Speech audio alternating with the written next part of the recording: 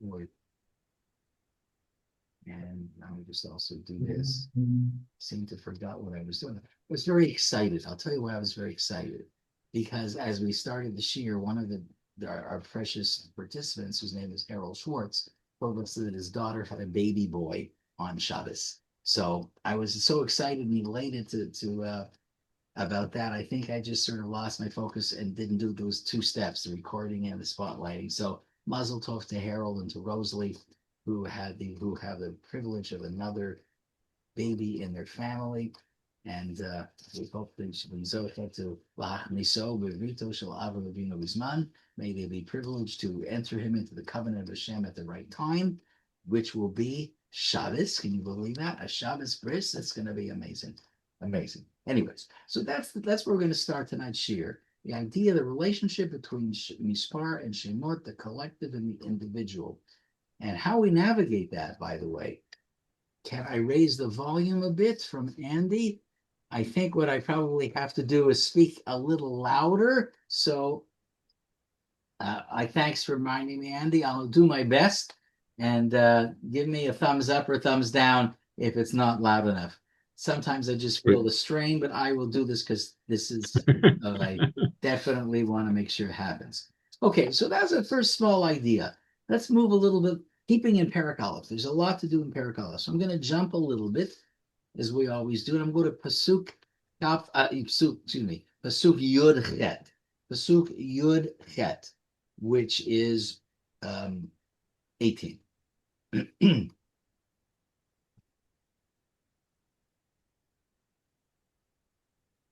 ואת כל העדה הקהילו באחד לחודש השני, ויתיילדו על משפחותם לבית אבותם, במספר שמות מבין 20 שנה ומעלה, לגול גולותם. כאשר ציווה השם את משה, ויפקדם במדבר סיני, reading in the English, they gathered, Moshe and Aaron gathered the entire assembly on the first of the second month. So again, this is all happening in the second year on Rosh Chodesh Iyar, and they established their genealogy according to their families, according to their father's household. They established, like Yaldu al Mishpachotam, they established their genealogy.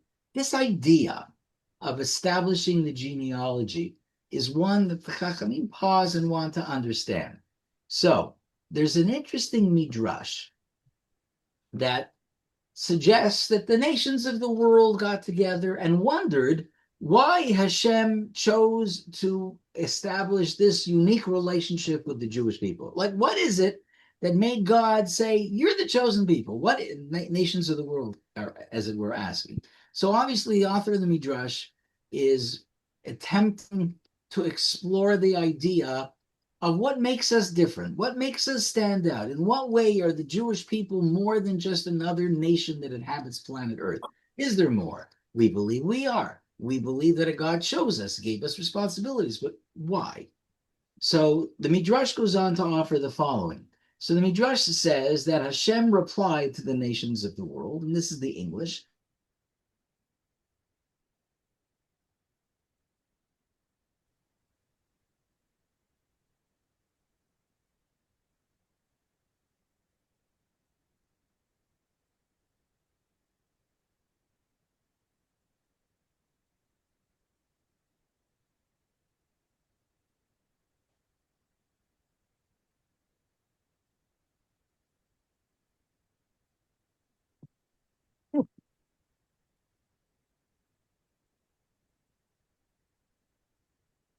We don't see or hear.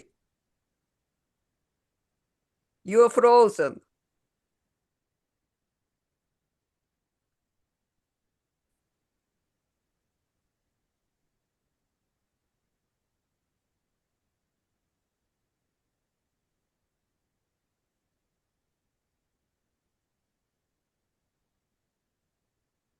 Sorry, everybody. I have a problem with my internet reception. So that sometimes makes this happen. Am I back in here now? Yeah, yeah. Okay. So let me go back and do this. Okay. So Rashi says that when this pasuk is telling us they all gather themselves, you have to see the scene. Picture this in your mind. So Moshe is standing near Ohel Moed, and there's this lineup, a long lineup of all these families and shvatim, and Moshe is calling everybody. This is part of the census process, maybe not as computerized as the census that we all got now. I got the long form. Oh my gosh. Anyways, let's go back to this. And everybody is bringing, as it were, a book, a family genealogy. They're showing Moshe, here, take a look. This is my father and mother. This is my grandparents. These are my great grandparents. And they're tracing themselves back. So the Jewish people are now standing in front of Moshe Rabbeinu, one family at a time, and they are establishing their genealogy. So the nations of the world are asking Hashem, so what's so special about this nation? And Hashem says, well, you know what? Why don't you bring me your books of records of genealogy, just like my children, just like the Jewish people did. And this is the quote, this is the pasuk that I just read to you that is quoted in the Midrash. So it seems that somehow it was the genealogical record keeping that distinguished Bnei Israel and rendered them unique and worthy of deserving the Torah. But why? We still have to peel back one more layer. So what is it about genealogy, like family record keeping? What is it about the family tree piece that somehow is so meritorious that Hashem said, I want to deepen my relationship with these people. I want to give them my Torah. So I just want to share an idea from a Rav called Rabbi Yisrael Yaakov Fisher. So he offers an interesting insight, and this is what he says.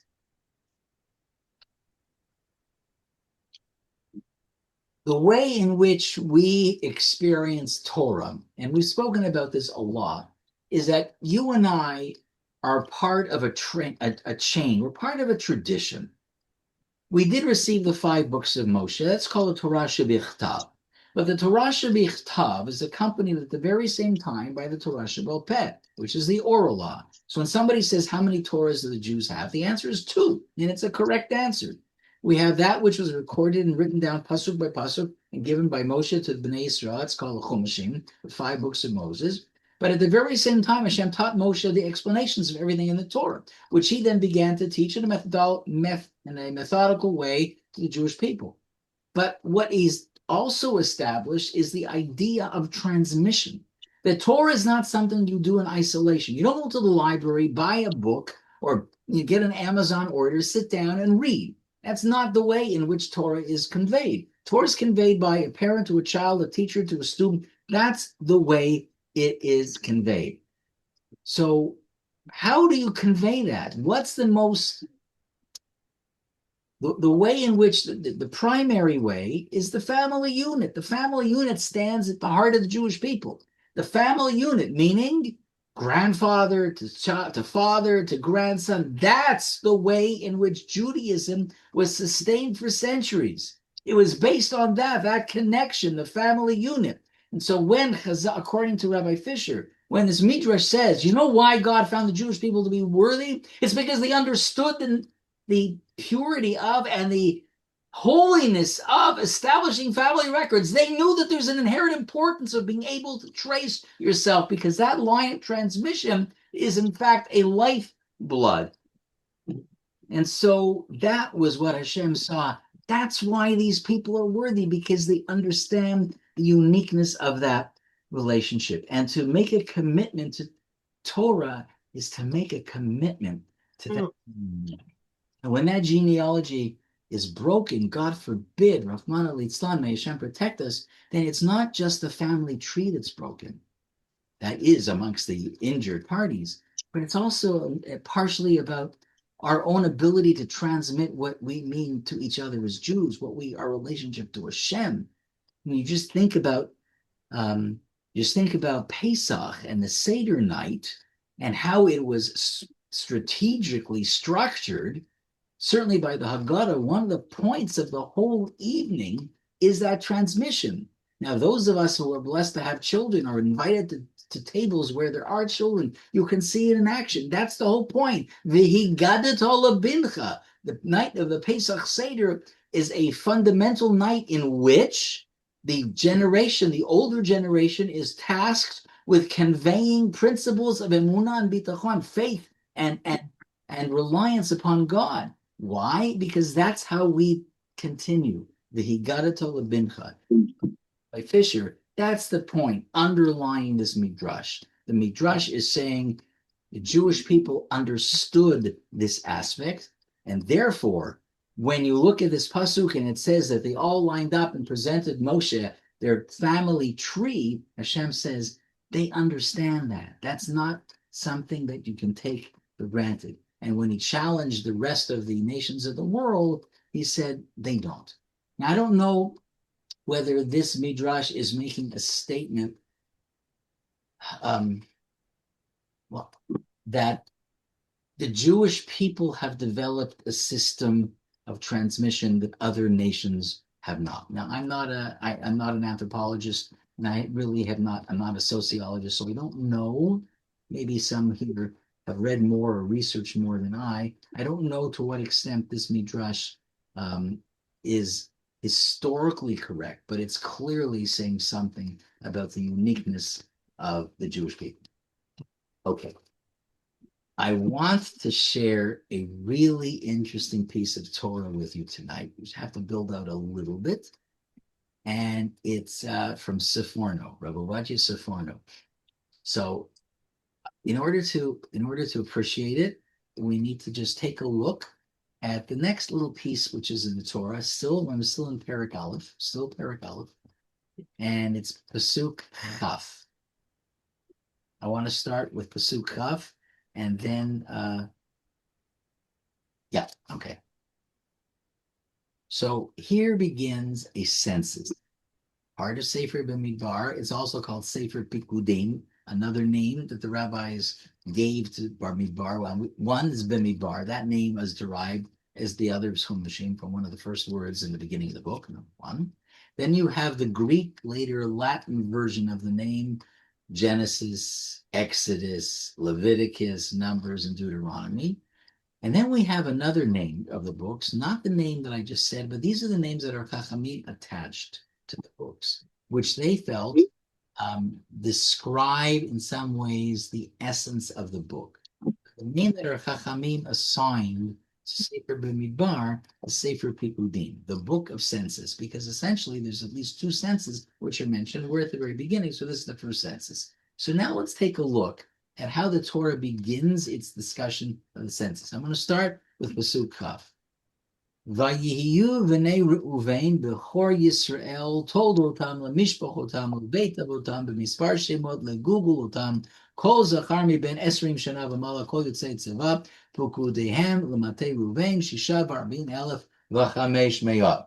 These were the sons of Reuven, firstborn of Israel, their offspring according to their families, according to their father's household, by the numbers of the names, according to their head count. Every male from 20 years of age and up, everyone who goes out to the legion, their count for the tribe of Reuven, 46,500. Okay, so let me ask you a question, and I know you're not going to answer, but because this is not as interactive as it otherwise could be, so I apologize for that. But I want to go back to the beginning of this pursuit. Let's read it again. I'll read it in Hebrew first. Vayihiyu v'nei Reuven b'chor Yisrael. So the Torah is going to introduce us the counting, the census of Shevet Reuven. How is Reuven described in these few words? Bechor Yisrael. What does Bechor mean? The first one. Firstborn of Yisrael. Well, Yisrael here means whom? He's the firstborn of Jacob. Remember, Yaakov had two names. He was born with the name Yaakov, and at that fateful evening where he wrestled with the angel prior to his meeting with Esav, remember the angel, speaking on behalf of Hashem, gave him another name, Israel. Okay, great. What's unusual about what we just read?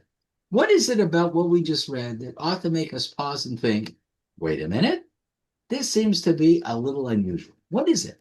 Do you remember a story? Of course you remember the story. So let's go back to before Yaakov died. So I'm going to go all the way back to the end of Sefer Bereshit. I'm going to go to Parshat Vayichi. Going to Parshat Vayichi, In Parshat Vayechi, before he dies, he knows he's going to die. He feels that he's dying. So Yaakov gathers his children, all of his sons, and he gives each one of them a bracha, hoping he was going to indicate something in the future that was sort of withheld from him. So he gives each one a bracha. So I'm turning now to Sefer Bereshit. If you have a Chumash there you want to follow, you certainly are invited to do so. I'm now in Perek Memtet 49 of Sefer Bereshit. The scene, as I said, Yaakov's in bed, surrounded by his sons. So now he starts. Reuven bichori ata, kochi v'reshit oni, yeter se'et v'yeter az. Reuven, you are my firstborn, my strength, and my initial vigor, foremost in rank and foremost in power. That's quite a statement, isn't it? Well, we can just listen to the father's talking about his firstborn. I'm going to read to you Rashi on the words yeter se'et and yeter az. So listen to what Rashi says. You're my firstborn, and you had an additional quality to you, two additional qualities. Yeter from the word yoter. There's something more about you. Two more. Yeter se'et and yeter az. Reuven, you're my firstborn, and you as my firstborn you have two extra qualities. And Rashi says, Ra'ui hayita liot yeter alechicha. You were worthy to have that additional quality, to be greater than your brothers in what? Kuna. Kihuna. And Rashi says, so why does it say Se'et Lashon Nisiot Kapayim? Because how do the Kohanim give a bracha? They raise their hands called Nisiat Kapayim. So Yaakov, before he dies, turns to his firstborn and says, Reuven, you are my firstborn. You made me a father. You were the one that came with extra strength. You were worthy to be what? You were worthy to have the blessing of priests. You should have been the Kohen. All the Kohanim should have come from you, Reuven. And then he says, V'yeter az. And Rashi says, what was this extra quality of az, of strength? Malchut. You should have been the tribe from which the kings of Israel descended. That should have been you, Reuven. And then Yaakov says the following. Hachaz kamayim al totar, ki alita mishkevei avicha, az chilalta yitzui ala. Water-like impetuosity. You cannot be foremost because you mounted your father's bed. Then you desecrated him, God, who ascended my couch. Okay. We're going to have to explain this. Just back in. I'm going to mute everybody. Okay. Let's explain what just happened here. So the first part is, let me make it clear. Yaakov says, you're my firstborn. You should have been in line to be the Kohen. You should have been in line to be the tribe of king. It should all have been you. You were everything rolled into one. My firstborn, the kingdom, the kahuna. But I'm taking it all away from you. I'm taking it all away from you. You're getting none of it. Why? Because of something you did. Because you were impetuous. And because of your impetuosity, I'm taking it away. Whoa. What does this mean? Because you mounted your father's bed? What, he had relations with his mother? Chas v'shalom. Chas v'shalom. Doesn't mean that at all. So we got to go back a little bit further. 1 second. I just want to make sure that I have my Sephorno here ready. But are you hearing the question that I'm forming? What's the question? If at the end of Sefer Bereshit, before he dies, what does Yaakov say to Reuven? He says, you were in line to be the Bechor. You were in line. You were the Bechor, the firstborn. We do special things for the firstborn. They become the Kohanim. The firstborn should have been the Melech. But because of what you did, aros, none of it. Zero, zilch, nada. You're not getting any of it. In fact, what do we know? Later on, in the same Parsha, what does he say to Yosef? He says to Yosef, I'm going to give you the bracha of Pishnaim, which is always reserved for the Bechor. The Bechor was always given double portion because it was Bechor. It was something special privilege given to the Bechor. He took that away from Reuven too. He gave it to Yosef. He took away being a Kohen and gave it to Levi. He took away kingship and gave it to Yehuda. He took all of these three things and farmed it out to each of the three other sons. It all could have been part of Reuven. If that's the case, when it comes to Sefer Bamidbar, and it comes to the census that it's talking about, do you remember how the Torah describes Reuven? Just read it. Let's read it one more time. We're going in Perek Aleph, Pasuk Chaf. What does it say? Vayhi v'nei Reuven b'chor Yisrael. Well, what do you mean b'chor Yisrael? He's been firstborn. I don't know what the word is. He's been all of the stuff that you associate with Bechor was taken away from Reuben before Yaakov died 200 years earlier. 200 years before this was ever recorded chronologically, it was all taken away. And somehow mysteriously, as we read this part of the Chumash, it turns out that he's now called Bechor. Yaakov did not renege. He passed away at the end of this whole story here in Breshit. And that stood forever and ever. Kohanim are from Levi. The Melachim come from Shevet Yehuda. And Reuven never get double portion. But why? What did Reuven do? So it's referenced here in an oblique way, not clearly spoken about. So to get to it, we're going to go back again to Sefer Bereshit. We're going to go to Perek Lamed Hey. We're going to go to Parsha Vayishlach. Give me a second to open up that pasuk. Give me a minute.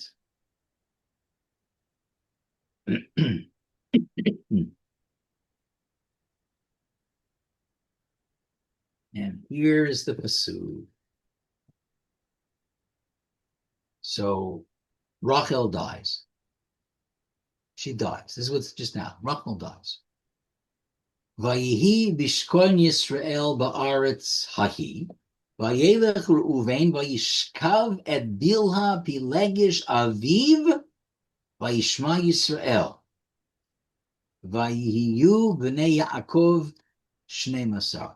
Let's read this in English. And it came to pass while Israel dwelt in that land that Reuven went and lay with Bilha. That's what the words say. Reuven lay with Bilha. So let's remember, Yaakov Avinu married two wives, sisters, Leah and Rachel. We all know that he really loved Rachel more than he loved Leah. That's part of the story. Not going to go back about that. But each one of the two wives, Leah and Rachel, each had two handmaidens. Bilha was assigned to Rachel. In fact, that was one of Yaakov's wives, as it were. So Rachel dies. Yaakov took his bed and put it in Bilha's tent. And Reuven couldn't tolerate that. In Reuven's mind, okay, look, I know that my father had a special relationship with Rachel, but she died. She's not here anymore. So my father's bed is going to be in Bilha's tent? No. My father's bed should be in my mother's tent. It should be in Leah's tent. And so what Yaakov did was he took the bed out of Leah's tent and put it into Bilha's tent. And he didn't ask his father. And you can just imagine what this was. The Torah describes it as him laying with Bilha. Now, it's not possible that he had a sexual relationship with Bilha. That would have been something that Yaakov could not possibly have tolerated, and it would have somehow been described much more boldly, and the consequence would have been described much more boldly. And it's not. And if in fact that were the case, then when Yaakov died in the end of Parshat Vayechi, he would have spoken about it in completely different terms than what he did now. He said, you did something. But I want to go back and I want to read this Rashi with you. What does Rashi say? Vayishkav, that he lay with Bilhah. Mitoch shebilbel mishkavo ma'aleh hakatuv alav ki'ilu shakla. The Torah says, not that he actually had relations, but what he did was he took the bed and he moved it somewhere else. And what he did was so grievous, was so wrong. It was so wrong that the Torah is saying it was as wrong. It was as if he did something so unacceptable, like laying with his father's wife. That's how bad it was. That's how serious this action. Excuse me. This is how serious the action is that Reuven did towards his father. V'lama bilbel. Why did he do this? And Rashi says, because he couldn't tolerate the fact that Yaakov's bed was within the tent of Bilhah, not in the tent of his mother Leah. Terrible. And what's the very next part of the same pasuk? The same pasuk. I want you to listen again. So, Vayishkav Bilhah bilegesh aviv vayishma Yisrael, and he heard. Yaakov found out about it. Yaakov knows what's going on. He figured. He saw what he did. He saw what Reuven did. And the next words in the pasuk are, Vayihiyu b'nei Yaakov shnei masar. And Yaakov's sons were 12. We know that. We can all count. Like that's not news to us. We know that. We followed along the story. They had 12 sons before. So why is the Torah telling us now, after this incident, that he had 12 sons? What's the point of that? The point of that is to tell us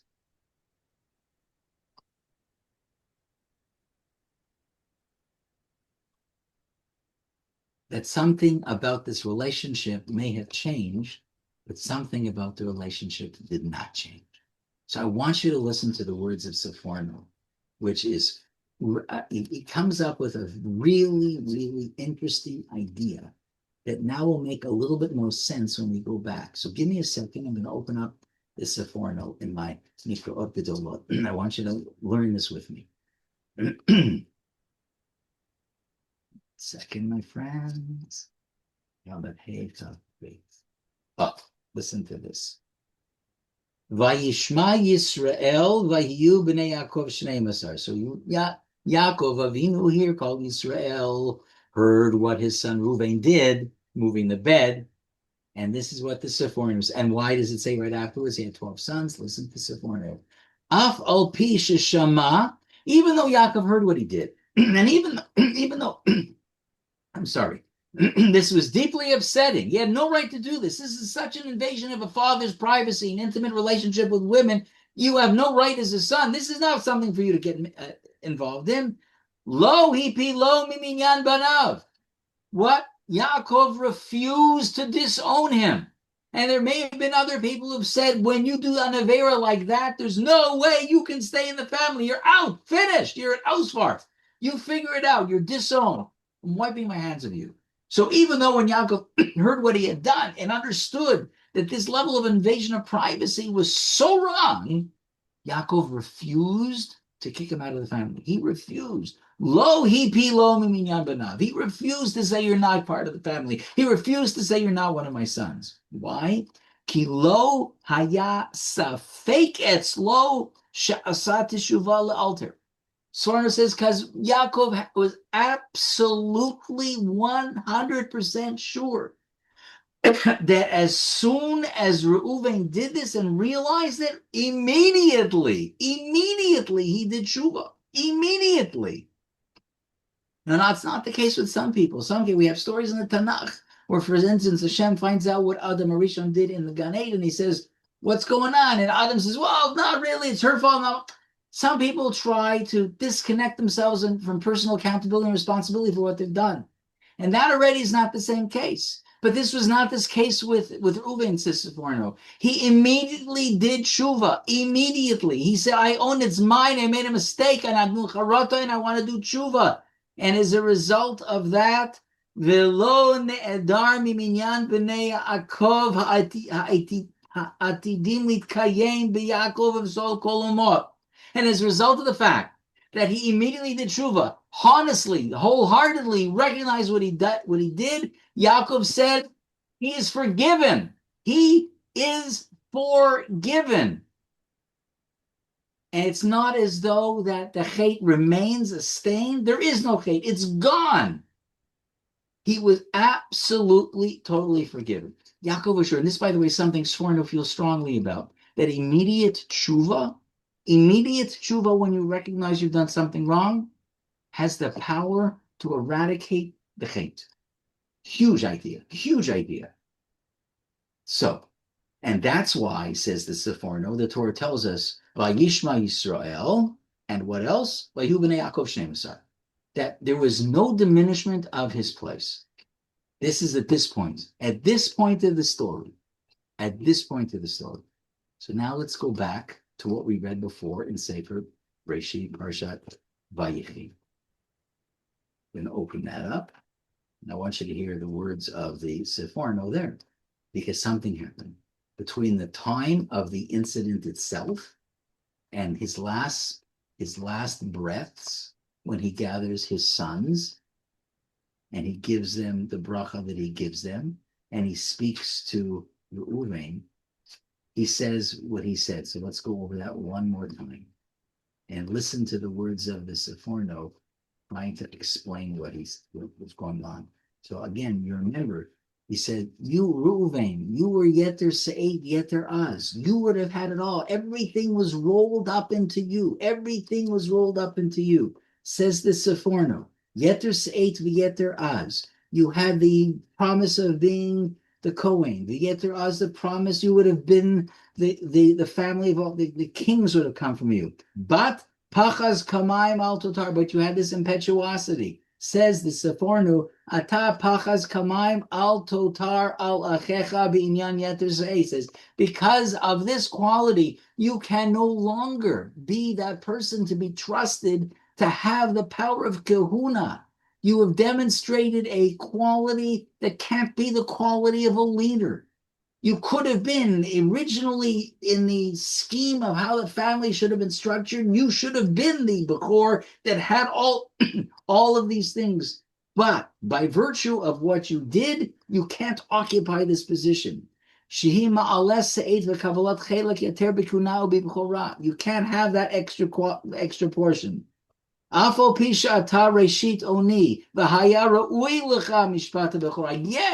you could have been, you should have been, it would have been appropriate for you. But now, given what had happened, what you decided to do, I can't give you the Bechorah. I can't do that.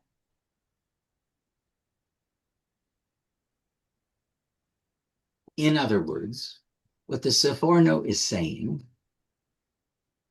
is that Yaakov understood. He understood that Reuven had been completely forgiven. He had been forgiven. He believed he was forgiven. In his heart, he believed it. And not only in his heart did he believe it, he believed in Shamayim it was forgiven. That's how it works. That Hashem forgave him for doing it. But Yaakov realized that what this was, it wasn't just about Shamayim, it was also about what goes on in the world in which they live. He realized that the qualities that he showed, that Reuven showed, were qualities that did not befit somebody who had the responsibility of leadership. And it would not have been right for him to go forward as the leader after having done what he did. So I want to read to you the Sforno now. So we did the Sforno at the time of the story. We just read the Sforno now at Parshat Vayechi. And now we're going to do the Sforno in our Parsha Bamidbar. So we're going now to Aleph. Just open it up. Thank you for your patience, everybody. Okay. And the Sforno in our Pasuk. When the Torah calls Reuven Behor Yisrael, even though we just read that Yaakov did not want to invest in him the qualities that otherwise are invested in a Behor, he stripped them of them, and yet in the census he's still called Behor. Listen to this: Behor Yisrael, the Sforno, and Sefer Bamidbar in our Parsha. Shelo nafal mima'alato b'dinei shamayim. Sforno says, in the eyes of God, in the heavenly judgment above, Reuven remains a tzaddik. He remains a tzaddik. He did not commit a sin for which there is going to be a stain in this book, as it were. It's clean. It's gone. It's finished. Because he did tshuva immediately. And the Sforno says you do tshuva immediately, the sin is gone. It's eradicated. It's wiped out. And in Dinei Shamayim, in the heavenly court, in the way in which Hashem treats people, that was it. It's gone. He remains to be the Bechor. But, says Sforno, Af al pi shenafal mimena b'dinei Adam. In Shamayim, he remains this tzaddik. But it was Yaakov's responsibility in this world to make a judgment. And this world, b'dinei Adam, means human law, human experience, the human arena of judgment. In the human arena of judgment, Yaakov made a call and said, look, in Shamayim, you're one thing, but what you did was such that I cannot give you this. I can't. You remain Bechori Israel. And that's why when it comes to the census, he's still called the Bechor. Because according to Sforno, this census maintains, as it were, his position in Dinei Shamayim. Even though Yaakov Avinu, before he passed away, realized that he couldn't call Reuven a Bechor, and he stripped him of those externalities of being a Melech and being a Kohen and getting double portion. The Shamayim, he remained a tzaddik, but not in the way in which earthly judgment was made. This idea that we can somehow create a bifurcation, we can create, is not something that it is something that you find in other places, that there is something called Dinei Shamayim and there is something called Dinei Adam, which means what? That sometimes it works the other way, that sometimes there are situations where a person can comply to the letter of the law, which is Dinei Adam. We complies, but we know that in complying, there still is an aspect of heavenly justice that's been infringed upon. And so sometimes the Gemara, especially see this in aspects of Bava Metzia, in relations between people and in their interactions, you can say, you know what, all laws have been properly followed, but there still is some aspect that leaves us feeling it's not right. I think there's a phrase in English, it may be correct, but it's not right. Correct means, yes, it complies with all the laws, and crossing the T's and dotting the I's, but in Yiddish, epis fails, it's pasnish. Maybe you've heard that phrase. It's pasnish. It's not appropriate. It's not right. And we all know in our kishkas that there's something about this which is not pleasing. And so the Gemara tells us that there are sometimes these situations where we do distinguish between the human domain and the heavenly domain. And Sforno was telling us that's exactly what happened with Reuven, maybe in the reverse. That in the heavenly domain, he's found to be totally fine. He's a meritorious person because he did tshuva. However, the quality of his personality that allowed this behavior to happen was a quality that Yaakov said, I can't in good conscience bestow upon you kahuna, malchus, as well as the pishnaim. I will give you the double portion. And yet, even though that's the case, says Sforno, that's why you still find in Parsha Bamidbar that we're learning that the Torah specifically calls Reuven Bechori, even though we know what the story was at Yaakov's death. I think it's a fascinating insight that draws our attention, I think, to that question about heavenly and human realities. And sometimes they coincide, but sometimes they don't. Okay, and I just stay a little bit longer in the first parak, and I'm going to move to now Pasuk Mem Zayin, which is 47.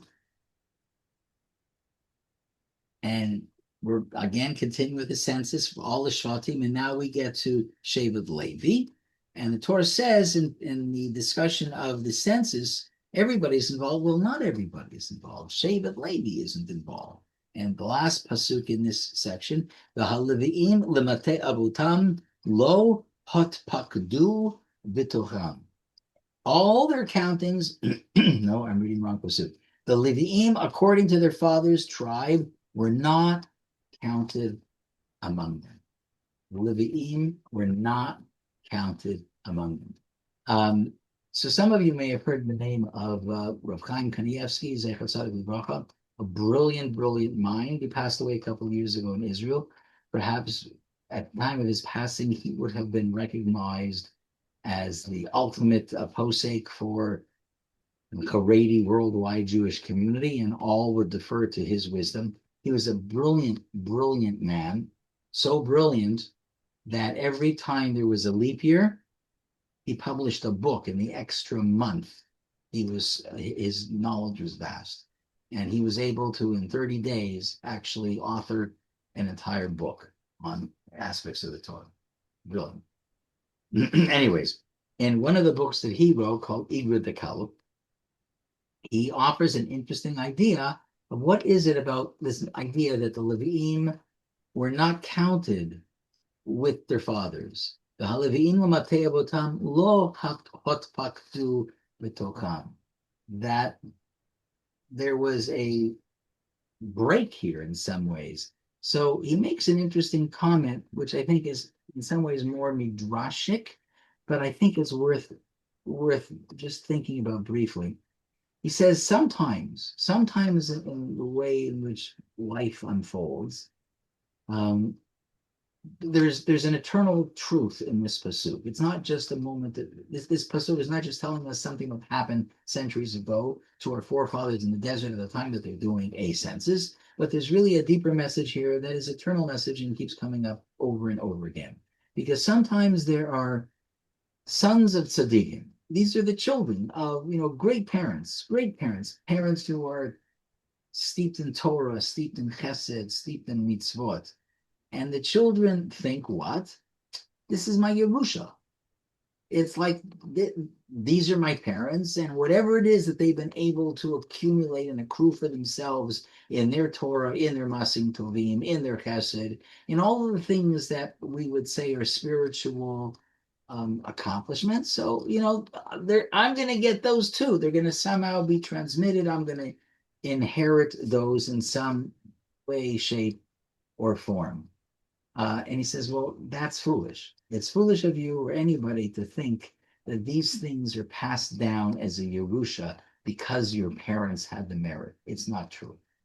Lo yiskor v'lo yifkod lahem hadveikut hazeh v'tochiutam u'b'pnimiutam. That's not the case. You don't merit this sort of internal growth that a previous generation had. It's not passed down in the genes. So the Levi'im don't automatically. The Levi'im, of course, are those who are given the responsibility to be the spiritual teachers of the nation. They are the ones who were taught about Levi'im in the tribe of Levi. The Kohanim and Levi'im come from the same tribe. We've invested and endowed this Shevet with the responsibility of teaching the Torah, teaching the internal values of Torah. So just because you're a Levi doesn't mean that you automatically inherit the greatness of your parent. And that's why he says the Levi'im, according to the Matei Avotam, to their father's tribes, they weren't counted amongst them. And he uses that to say, don't think that just because your father's a Talmud Chacham, your mother's a Tzadikah, that you're going to be. And it's true. It's true. We sometimes see, as we know, that it works both ways. That sometimes parents are at one level of their religious arc and trajectory, and their children just blossom and go so much farther. So they're not necessarily held back by their parents, and neither are they defined by what their parents thought. But it's also the other way. Just because your father was doesn't mean you are. And it's interesting. I think sometimes people like to point out the difference between the yeshivish world and the Hasidic world. Because in the yeshivish world, you become honored and respected and admired by virtue of your ability, what you know, and your ability to know Torah, explain Torah, master Torah. That's what it is. So if your father's a great rabbi, but you're not, then you don't be called a Rosh Yeshiva. You need to earn the title of being a Rosh Yeshiva.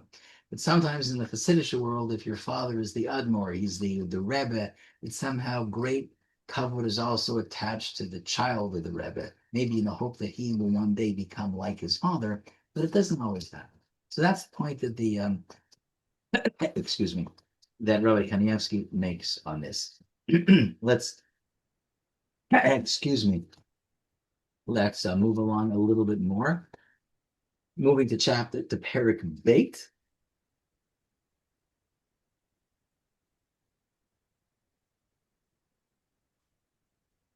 Perek Beit. Perek Beit begins a discussion of the ordering of the Jewish people, Bnei Israel, around the Mishkan. So if you can sort of imagine at the camp, there's the Mishkan in the middle, and then you have four sides. And here the Torah begins to outline, so how should the camp be structured? Well, we're going to have three Shvatim at each of the four sides, and it's very deliberate who's where. And the Levim are going to be inside that little camp. So you're going to have the Mishkan, there'll be the Levim around the Mishkan, and then beyond that, on each of the four sides, three Shvatim on each side. And every Shevet, as it says, everyone has their own degel. Everybody has their own flag. The tribes were divided, as we said, into four groups, and each one is in a different direction, but each one has its own standard. So flags are, flags are something that were very important to us as well. But here's a question. As we said at the beginning of the Shiur, this whole book begins, it opens up with a date. What's the date? The date is the second year after they left Mitzrayim, so it's now past Nisan. Nisan the first year to Nisan the second year, and now we're into Chodesh Iyar. And now we're having all of the arrangements about how the camp should be formed. Why now? They've been walking for a year already. We're into the 13th month after they left Eretz Mitzrayim. And only into the 13th month does God see fit to tell everybody how I want you to be arranged. So why now and why not earlier?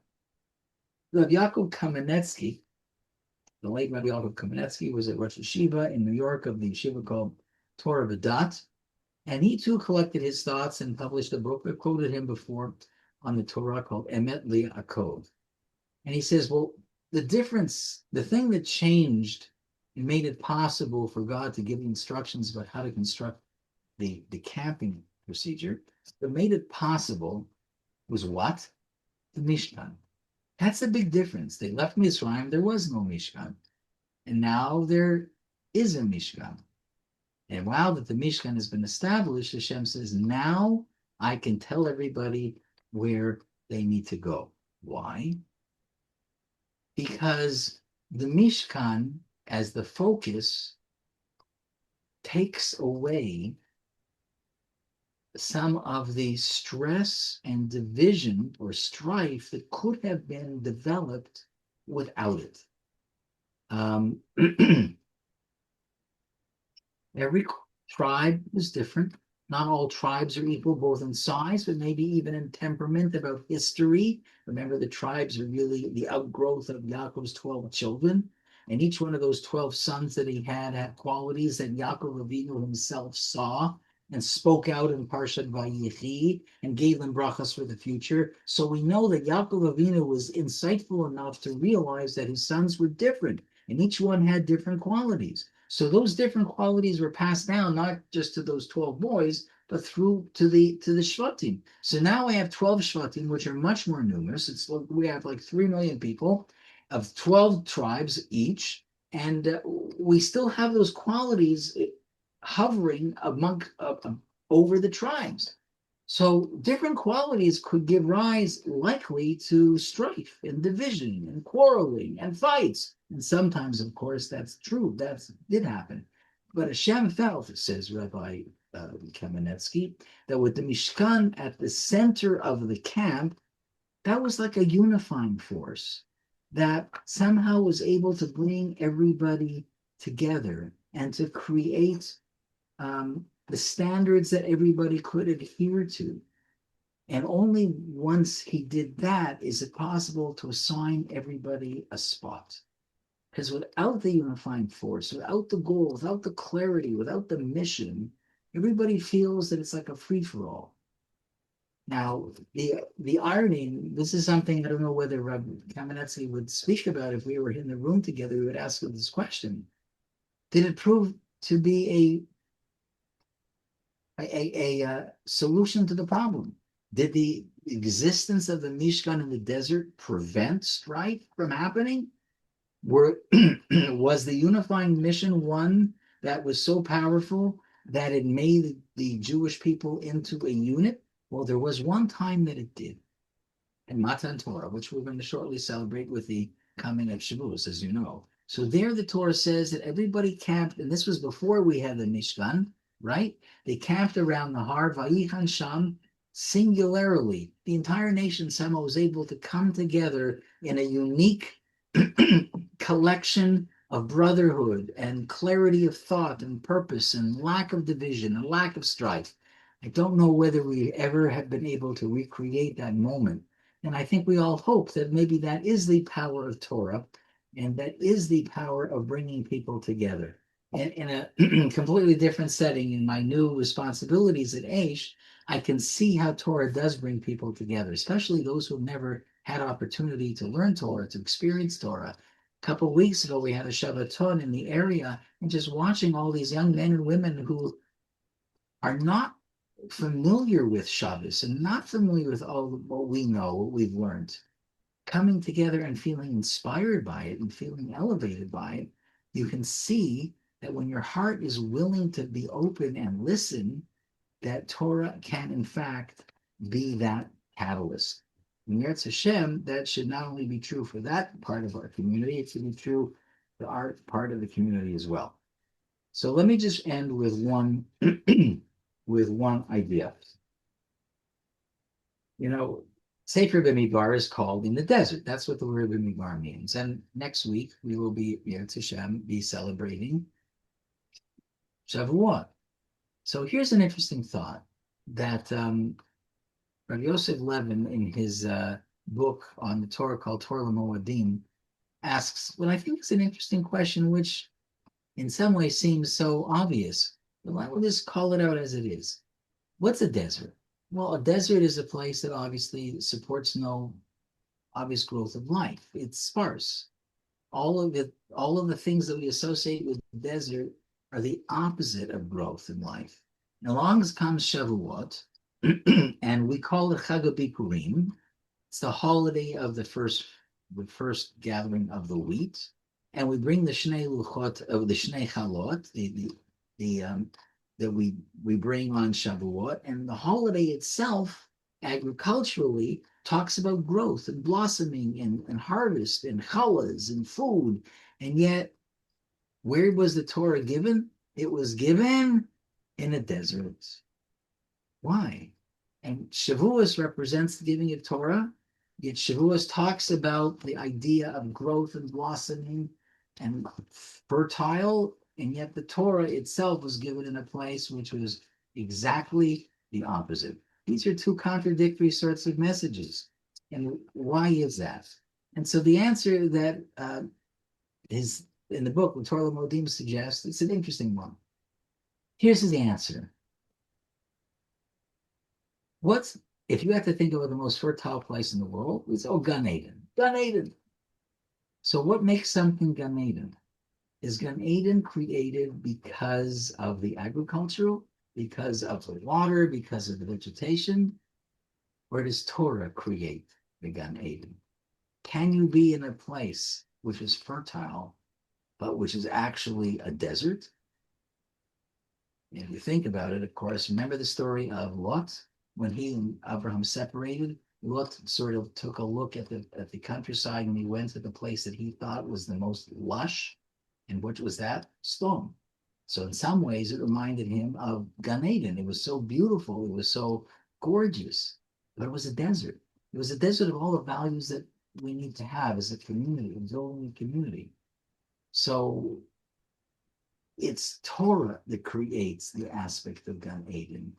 It's not the desert.